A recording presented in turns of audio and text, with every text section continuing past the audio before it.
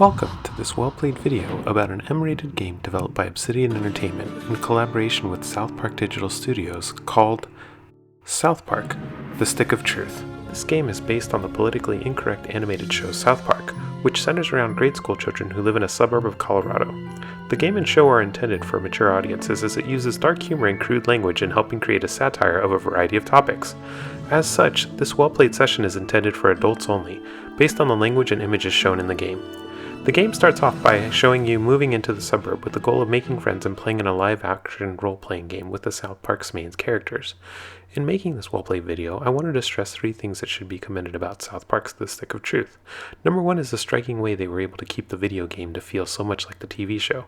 Number two is how they were able to integrate game and RPG mechanics into their style of show and game. And number three, which is the innovative ways they cater and pay homage to fans of the series who may not be hardcore RPG enthusiasts. The first one about the graphics will be evident just by watching the video. All the video except for the very end is either in-game footage or cutscenes used. You can notice with the cutscenes and even in the gameplay later on that there isn't very much of an HUD or many other game elements, so the entire time it makes you feel like you're in the TV show. To give you a quick point of contrast, I wanted to show you the Nintendo 64 version of South Park, which gave South Park the traditional 3D look that came with many games in the late 90s and early 2000s, so that you could see the difference in graphics. Out of any game adaptations out there, I would argue the South Park series, but more so The Stick of Truth, is the hardest to distinguish between TV and game. It might be partly due to the style of South Park, which uses a form of stop animation to keep their game from having a high amount of what one would perceive as realistic graphics.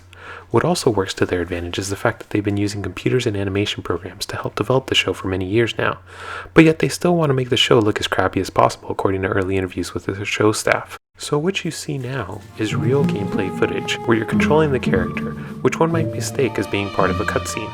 Again, you can see that there's really no additional elements that are shown, other than cues. We've now jumped to this scene where your character is exploring the bathroom. This scene is a great example of integrating mechanics with their style of story.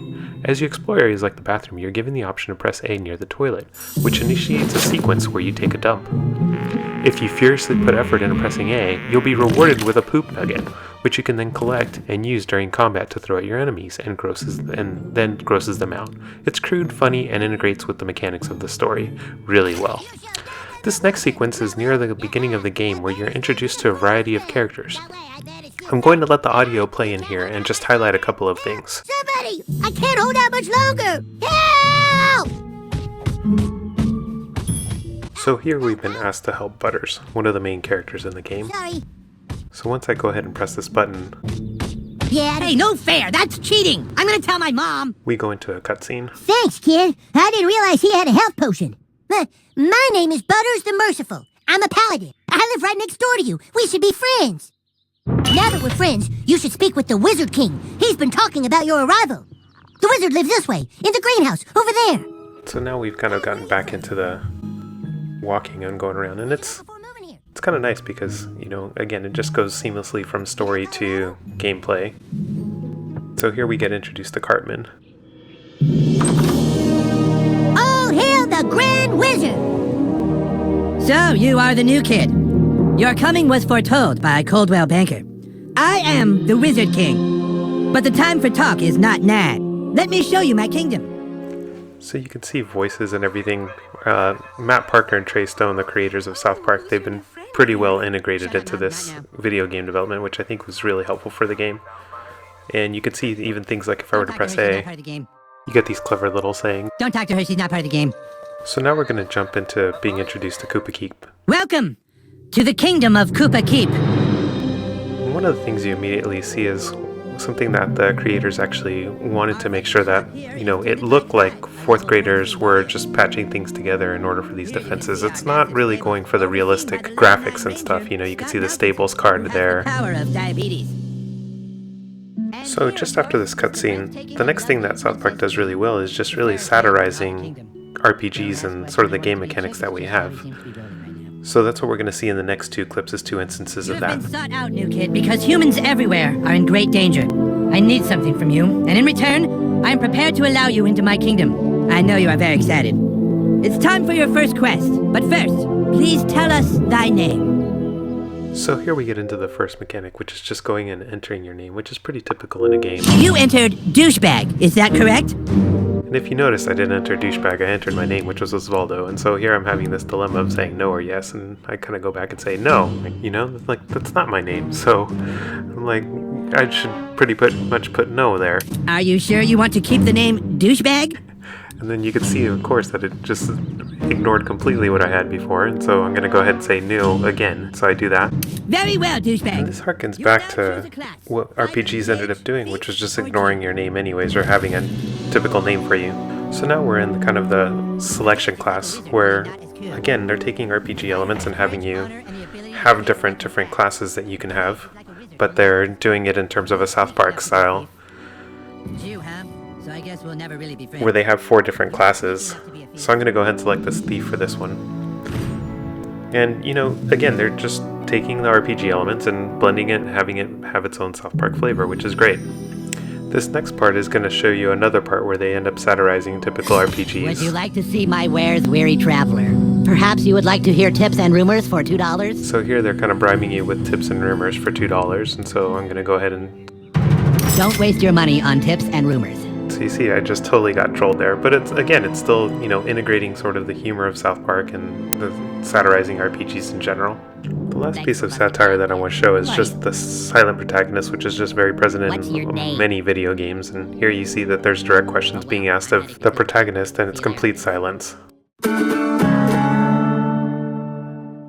So now we're moving to a point about 11 hours into the game where you are in Canada, and the reason I wanted to show this is, you know, while they do have a very striking style to the TV show, you can also tell that they kind of pay homage to just video games in general, and, you know, here we have kind of the 8-bit graphics, and you can see the influences that the creators had early on about, you know, having retro games as, you know, like Earthbound as their influence. You can see some of the retro games here with sort of the way that they're doing the shaking and the explosions that you would tend to see in some of those earlier games. And so even, you know, the music and everything that we have here is really great. And so, you know, it's just a way that you could tell that they, you know, played a lot of video games when they were kind of going and doing their work, and they still end up integrating the mechanics that they had before with sort of just this new graphical style that they decided to add in, which is really a nice, refreshing change of pace. So now what we're going to look at is combat in the RPG game itself. Bravery of a noble knight. Beat up Clad. What? Kick Clad's ass, new kid. What I do? I'm the king, Clad, and the king wishes to be amused. Go on, new kid, kick his ass. So here we're introduced to the combat system, which is again taking with RPG elements, and you'll see that they have a nice I'm introduction. gonna kick your ass. Clyde, you have to wait your turn. That's lame. No, Clyde, it's like olden times. You have to wait your turn. Like in the Middle Ages, Clyde. I know it's lame, Clyde, but that's how we're fucking doing it. So here we just ended up noticing that Cartman ended up explaining that this was a turn-based RPG, and in speaking with the creators and developers, you know, they did mention that some of their influences were Earthbound and Paper Mario, and so you do have kind of this RPG elements. Come on, fight. But one of the interesting things is that they actually added a little bit of variation so that it's not a complete turn-based RPG. So here you have these little flashes, and notice that we have a little too late message there. That all you got? Oh my god, it's Butters all over again. Okay, look. Try putting your back into it at the last possible moment. So again, you can see the commentary being integrated with sort of, you know, your performance in the game, which is have Cartman just, you know, tell you in a funny way that you messed hell up. Yeah, Clyde's your bitch. Alright, Clyde's wearing armor. In order to hurt him, I want you to hit Clyde as hard as you can. And so this continues to go, you know, having different jokes and stuff as they're explaining the different attacks that you can do. Oh shit, dude, I think I see blood. Fucking nice, bro. It's exactly what you do to guys with armor like that. Okay, listen up. The key to surviving in battle is not to get hit in the bows. Clyde, it's your turn to attack. Douchebag, protect your bows. So one of the innovative things that they do from an RPG standpoint is to not just have the timing for the attacks, but also have the timing for the defenses. So that if you get something wrong, like I do here... No, I said protect. Protect your bows. Where he ended up taking off 8 damage because I didn't do the timing. If I end up pressing it at the right time, you see that I just got 4 off. And I think that's important for casual users of the game that might need more investment, you know, as the game is going on. Alright, it's time to use your heroic powers. Using your ability takes power points, or PP for short. PP. If you have a fucking better name for them, then fucking say it, Clyde. Fucking asshole. I'm the king, and I say it's PP.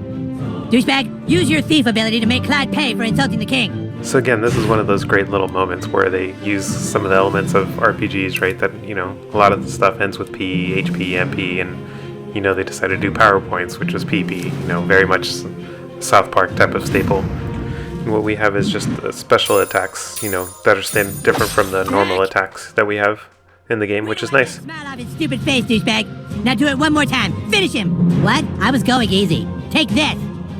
And so, you know, this is essentially the kind of how the combat goes, you know, it goes back and forth in that turn-based style. And, you know, so far we've only had these two different options, but you could just start to see how the gameplay would actually play out. And, you know, it certainly uses this RPG back and forth turn-based style, but, you know, very much in a South Park way. Dude, that was awesome! You were all like, beam, and Cloud was all like, nah. Okay, you prove yourself worthy, douchebag. Now come inside. So we're now going to move over to looking at a couple more combat sequences. Here's going to be our first one where, you know, you're going to start to see that the combat is a little bit more complex. And the way that they end up introducing you to the combat is great because, as you'll see here... What are you waiting for, douchebag? That guy's just standing there. Go kick his ass. Cartman's just instructed you to attack, but what he's doing is that he's really crippling you and tricking you into attacking someone that can't be attacked at this point, which, come on, fight. You know, really just stays true to his character and who he is, you know, in terms of the series, which is nice. Oh man, he was totally waiting for you, dude. You can't just hit him like that. And so you can see, you know, he's just making fun of you for, you know, doing something that he instructed you to do. You need to try a different tactic to damage him. Look at that archer hiding behind his friend like a wood. Switch to your arrows, douchebag. Snipe that little bitch. So again, this is, you know, how they're showing you how to be able to use a different weapon. Go for the pink miss. Where that weapon is really, you know, able to reach people that you're not able to hit with your standard melee attack. That's what you get for fucking with the Wizard King. And so again, what we're getting here now is, you know, differences in style. Careful, douchebag. That guy's ready for your arrows now. You gotta try something else. And so you can see that there's actually a variety of ways that you need to think about, you know, attacking different people. The last combat scene that I wanted to show was just a typical late game battle where you're in Canada. And what I wanted to just show here was just how, you know, the strength is much stronger. You know, we were talking about 4 and 8 damage, and now it was about 400 or so. But one of the nice things about it is just that there's these additional abilities that you have available to you as you sort of progress through the game. You know, it does very much have the RPG feel where you definitely get stronger as you progress. And I also wanted to show Butter's special ability, which is called Professor Chaos, which is homage to an episode in Season 6 where Butters becomes an alternate personality that's meant to provide disorder in the world. And so it's a great way that they provide lip service to fans. And they also can do this with, you know, content libraries. And I believe the developers were given access to all the art assets that have been done in the game, which, you know, just makes for that much of a stronger game for the fans themselves. We're now going to shift to a different part of the story where you're actually in the school and you are now have team members, which is also very typical of RPGs. And you end up using the team members to solve a variety of puzzles. The premise here is that I need to get past a variety of hall monitors in order to free some students that I need to recruit back to Cartman's side. And so I wanted to show this to give you a sense of what the different puzzles are that you have to actually solve, and also just a tight integration between the story, gameplay, and the South Park universe. So here we have Mr. Garrison in reference to trying to free people from detention. Not time to play Dungeons and Dragons! And besides, he's never gonna get inside here because to open the door you need the gold key, and the only way to get the gold key is by getting the silver key. Okay, which even if he has the brass key, he still hasn't made it past the boss level. So that cutscene ended up just telling you how to solve the level. And this next scene here is meant to show you the innovative ways that South Park caters to some of its, you know, fans. One thing that would end up happening is that you notice all the different monitors here, and so you would normally have to do some type of combat with them, but there are also some environmental puzzles that you can end up thinking about and trying to leverage to help you avoid doing the combat that you have here. So shooting the cigarettes into the fireworks, which then cause explosions and actually cause one of the combats to go away. So you can start to think about some of the different environment things here, like maybe shooting into these bookcases that we have here to avoid another encounter. And there's actually a lot of different abilities that you have. So here I'm actually going to use a fart to cause an explosion with that fire, and again avoid some potential combat that if I didn't end up affecting the environment in a certain way, I would actually go into that combat. And I think this is nice because, you know, for people that are fans of South Park but maybe not are exactly fans of RPGs and don't like the excessive combat, it's nice that South Park was able to add in these different puzzles that you have. So here's this last puzzle that I have where even switching teammates provides you with different abilities. So Butters is someone that can end up healing people, and so I'm going to end up using them to heal this particular person and progress to the next part of the game. So another way in which people are allowed to progress through the game, and it still pays homage to lots of fans of South Park, are these special abilities which are called summons, which end up introducing you to different characters that have been introduced throughout the game. So for example, this one is Mr. Slave here, a member of the South Park universe, and the summon just allows you to skip the entire combat that for certain fans they might not want to do, and at the same time show a funny clip that they would probably enjoy, and it allows you to kind of keep going into the game. Really, there are a lot of these hidden gems everywhere. Like for example, as you explore the world of Canada, you hear the Blame Canada song from the movie. And this type of tight integration between story and game makes this really well played. To end, I wanted to show you a clip from the TV show. This clip is from the end of a 3-episode story arc, where the South Park children just battled each other in Game of Thrones-like fashion over which video game console they should buy. Here's the end of that show, which is where they promote the Stick of Truth to their TV audience for the first time.